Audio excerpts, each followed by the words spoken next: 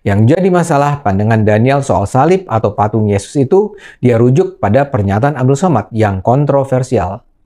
Di situ persoalan sesungguhnya berada. Kalau saja Daniel hanya membuat video di mana dia sebagai pemeluk Kristen mempertanyakan patung Yesus atau salib Kristen, masalah tidak akan melebar kemana-mana. Paling-paling akan ada orang seperti Roman Deso yang berusaha meluruskan pemahaman Daniel. Tapi karena dia menyatakan dia setuju dengan Abdul Somad, cerita jadi lain. Daniel tidak sadar, Abdul Somad pada dasarnya memang melecehkan Kristen. Daniel tidak sadar, Abdul Somad pada dasarnya memang melecehkan Kristen.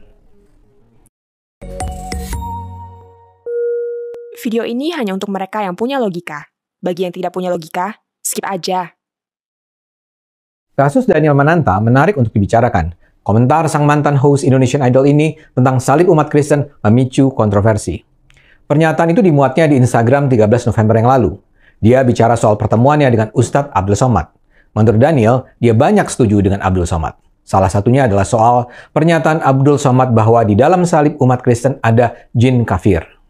Daniel bilang dia juga percaya bahwa di dalam patung yang dibuat manusia untuk disembah memang ada unclean spirit alias roh jahat atau roh kotor lah. Dengan yakin Daniel berargumen bahwa dia bicara begitu karena ada rujukan Alkitabnya. Di kitab Yesaya 44 kata Daniel memang ada larangan menyembah patung dan salib. Ini tentu saja menimbulkan reaksi keras dari banyak pemeluk Kristen. Di media sosial bertebaran konten-konten yang menyayangkan dan mengkritik tafsiran Daniel. Salah satunya dari YouTuber Romo Deso. Menurut Romo, patung Yesus dan salib itu bukan disembah umat Kristen. Kata Romo, umat Kristen membuat patung Yesus sebagai bentuk kecintaan kepada Yesus. Itu tak berarti umat Kristen menyembah patung Yesus dan salib. Sementara kitab Yesaya 44 itu sebenarnya bicara tentang kemarahan Tuhan kepada orang yang menyembah patung. Oke, saya tak akan berkomentar tentang substansi perdebatan itu karena saya kan bukan orang Kristen. Tapi kasus ini penting dibicarakan terkait kebebasan untuk mengekspresikan pendapat.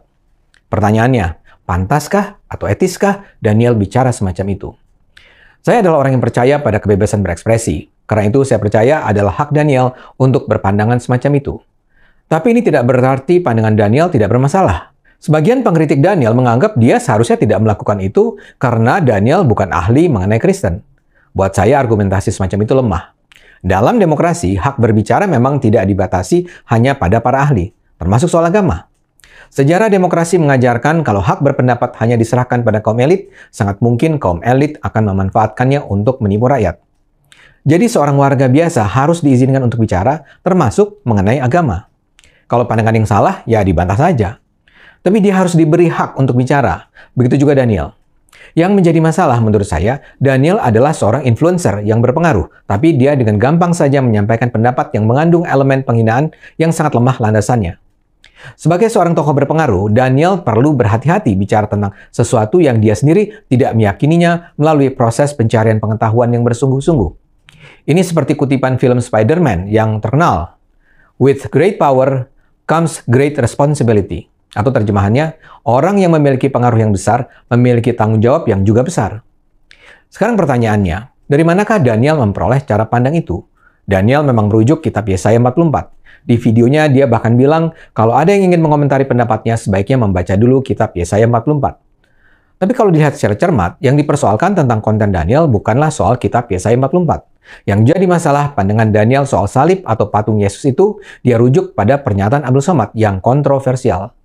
Di situ persoalan sesungguhnya berada. Kalau saja Daniel hanya membuat video di mana dia sebagai pemeluk Kristen mempertanyakan patung Yesus atau salib Kristen, masalah tidak akan melebar kemana-mana. Paling-paling akan ada orang seperti Roman Deso yang berusaha meluruskan pemahaman Daniel. Tapi karena dia menyatakan dia setuju dengan Abdul Somad, cerita jadi lain. Daniel tidak sadar, Abdul Somad pada dasarnya memang melecehkan Kristen. Pernyataan Abdul Somad ini sebenarnya sudah berusia lama. Dia mengucapkannya dalam sebuah ceramah 3 tahun yang lalu. Dia bilang, setiap kali dia menyaksikan salib akan menggigil hatinya. Itu terjadi katanya karena di dalam salib ada jin kafir.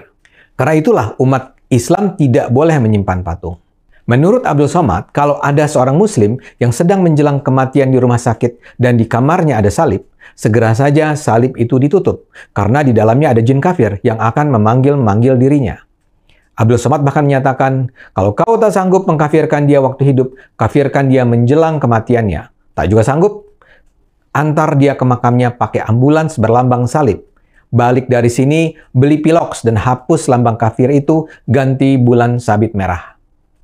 Jadi terlihat Abdul Somad bukan bicara hanya soal patung salib. Bagi dia, semua simbol salib adalah lambang kekafiran. Bahkan lambang palang merah di ambulans, menurut Abdul Somad, adalah lambang kekafiran. Apakah Daniel setuju dengan pandangan Abdul Somad itu? Menurut saya, dengan melontarkan komentar itu, Daniel seperti ingin mengajak penonton videonya untuk menghormati Abdul Somad. Ya, kalau diperhatikan, Daniel memang belakangan ini semakin terlihat ingin mendalami agama. Dia memiliki kanal YouTube, Daniel Mananta Network, yang menyajikan obrolan dia dengan banyak narasumber. Cukup sering dia mengundang narasumber yang bicara soal perjalanan spiritual dan agama. Daniel juga diketahui hadir di kajian Al-Quran yang diikuti artis hijrah seperti Arie Untung, Ferdy Hassan, dan Adrian Maulana. Tapi, posisi Abdul Somad di mata Daniel tampaknya lebih istimewa. Dia kabarnya ikut berbagai acara yang dihadiri Abdul Somad. Daniel dan istri juga sampai bertamu ke rumah Abdul Somad di Pekanbaru. Di Instagramnya, Daniel menyebut pertemuannya dengan Abdul Somad sambil makan durian sebagai unforgettable sweet moment. Masalahnya, Abdul Somad adalah pemuka agama yang sangat bermasalah. Pendapatnya tentang jin kafir hanyalah salah satu ucapan kontroversialnya. Pendapat-pendapat yang lain juga sangat membahayakan persaudaraan bangsa Indonesia. Yang juga terkenal adalah isi ceramahnya yang menyamakan orang Cina dengan setan. Dalam ceramah yang terekam video itu dia bilang, iblis hanya menggoda orang beriman. Makanya jarang-jarang orang kafir kerasukan setan. Jarang orang nengok orang Cina kerasukan setan. Kenapa orang Cina jarang kerasukan setan? Ya, sesama setan tidak saling menggoda. Jadi kalau sekarang banyak yang marah dengan Daniel, ini bukan cuma soal tafsir keagamaannya. Yang membuat orang marah dengan menyatakan ia setuju dengan ucapan Abdul Somad soal jin kafir, Daniel pada dasarnya sedang membangun reputasi pemuka agama yang berulang kali menyakiti hati umat Kristen dan orang-orang Cina di Indonesia. Indonesia tidak butuh orang seperti Abdul Somad. Tapi negara ini membutuhkan orang seperti Daniel yang kemana-mana sebelumnya menyebarkan semangat persaudaraan, keikhlasan, kesabaran, persatuan. Saya gembira bahwa umat Kristen tidak menanggapi ucapan Daniel dengan berlebihan. Mudah-mudahan Daniel juga segera sadar bahwa ia mengagumi orang yang salah. Ayo gunakan akal sehat, karena hanya dengan akal sehat, bangsa Indonesia akan selamat.